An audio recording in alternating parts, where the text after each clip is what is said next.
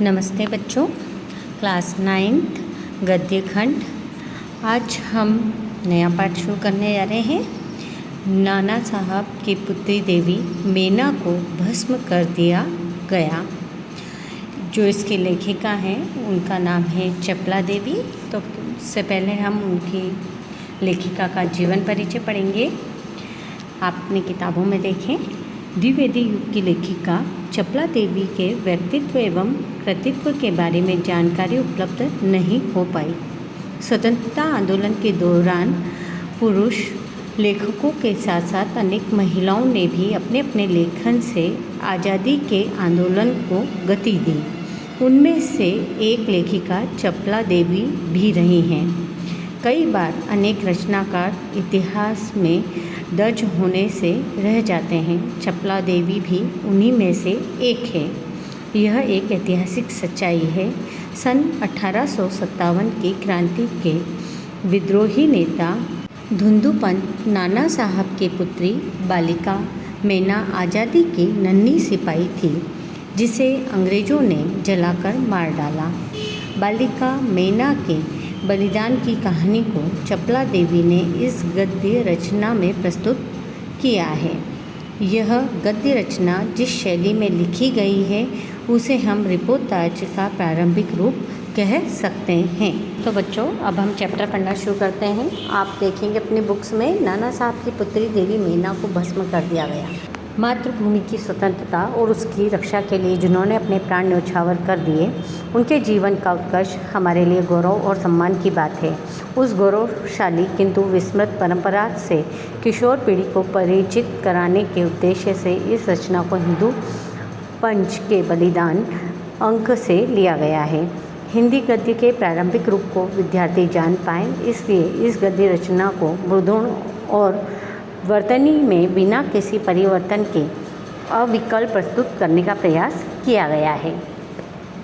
नाना साहब की पुत्री देवी मीना को भस्म कर दिया गया। सन 1857 ईस्वी के विद्रोही नेता धुंधुपंत नाना साहब कानपुर में असफल होने पर जब भागने लगे तो वे जल्दी में अपनी पुत्री मीना को साथ न ले जा सके। देवी मीना बिठूर में पिता के महल में रहती थी, पर विद्रोह दमन करने के बाद अंग्रेज़ों ने बड़ी ही क्रूरता से उस निरीह और निरपराध देवी को अग्नि में भस्म कर दिया। उसका रोमांचकारी वर्णन पाषाण हृदय को भी एक बार द्रवीभूत कर देता है, अर्थात हृदय को पिघला देता है।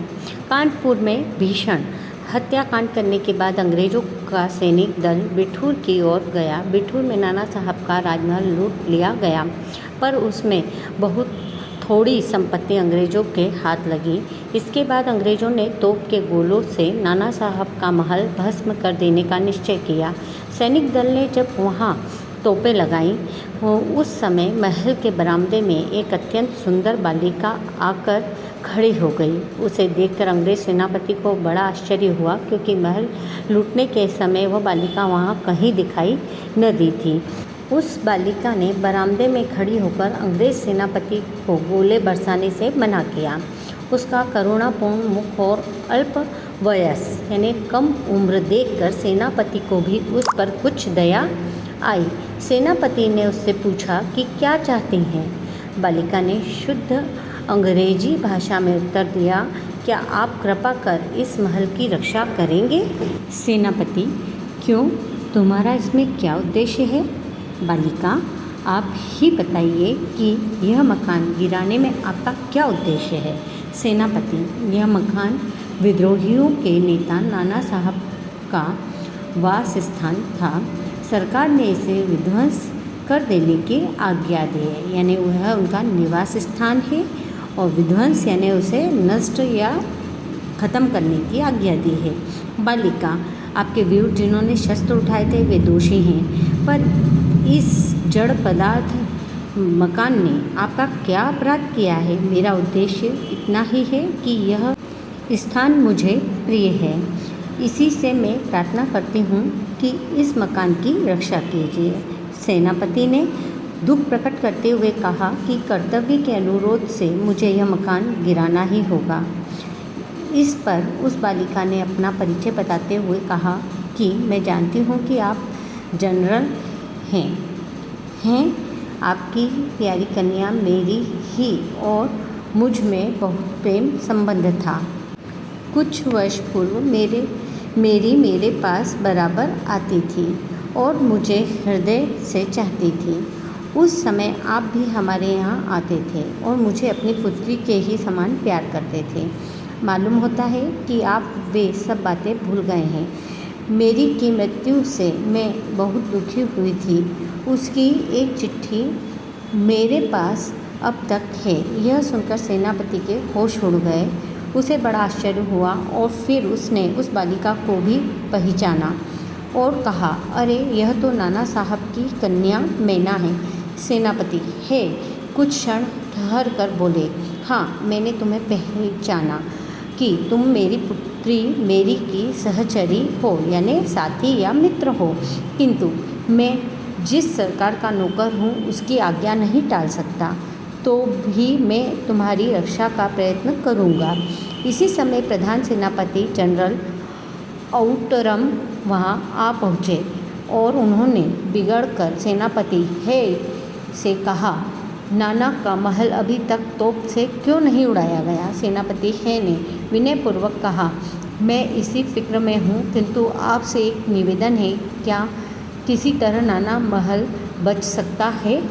आउटरम, गवर्नर जनरल की आज्ञा के बिना यह संभव नहीं। नाना साहब पर अंग्रेज़ों का क्रोध बहुत अधिक है। नाना के वश या महल पर दया दिखाना असंभव है, यानी अगर उनके वंश का कोई मिल भी जाएगा तो उसे भी मार दिया जाएगा। सेनापति है तो लॉर्ड कैनिंग यानी गवर्नर जनरल को इस विषय का एक तार देना चाहिए। आउटरम, आखिर आप ऐसा क्यों चाहते हैं? हम यह महल विध्वंस किए बिना और नाना की लड़की को गिरफ्तार किए बिना नहीं छोड़ सकते। सेनापति है मन में दुखी होकर वहाँ से चला गया। इसके बाद जनरल आउटरम ने नाना का महल फिर घेर लिया। महल का फाटक तोड़कर अंग्रेज सिपाही भीतर घुस गए और मीना को खोजने लगे, किंतु आश्चर्य है कि सारे महल का कोना कोना खोज डाला पर मीना का पता नहीं लगा। उसी दिन संध्या समय लॉर्ड कैनिंग का एक तार आया जिसका आशय यह इस प्रकार था, लंदन के मंत्रिमंडल का यह मत है कि नाना का स्मृति चिन्ह तक मिटा दिया जाए, यानी स्मृति चिन्ह से तात्पर्य कोई भी याद शेष न रहे, इसलिए वहाँ की आज्ञा के विरुद्ध कुछ नहीं हो सकता। उसी क्षण क्रूर जनरल आउटरम की आज्ञा से नाना साहब के सुविशाल राजमंदिर यानी बहुत बड़ा राजमंदिर पर तोप के गोले बरसने लगे। घंटे भर में वह महल मिट्टी में मिला दिया गया।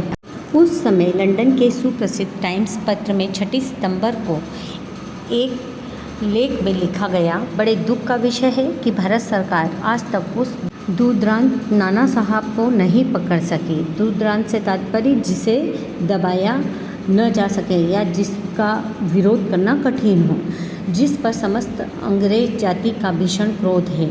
जब तक हम लोगों के शरीर में रक्त रहेगा तब तक कानपुर में अंग्रेज़ों के हत्याकांड का बदला लेना हम लोग न भूलेंगे।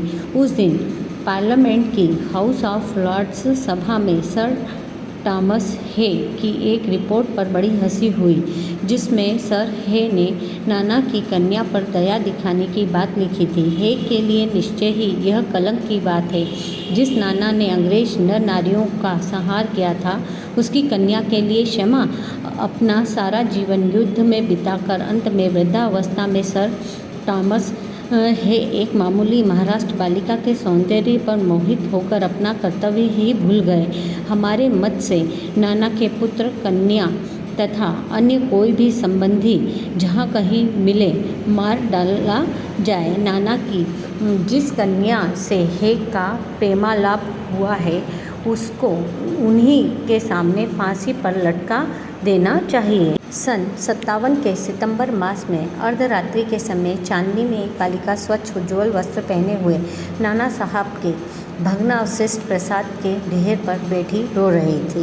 भग्नावशिष्ट से तात्पर्य जो महल तोड़ दिया गया था वो खंडर में तब्दील हो गया था।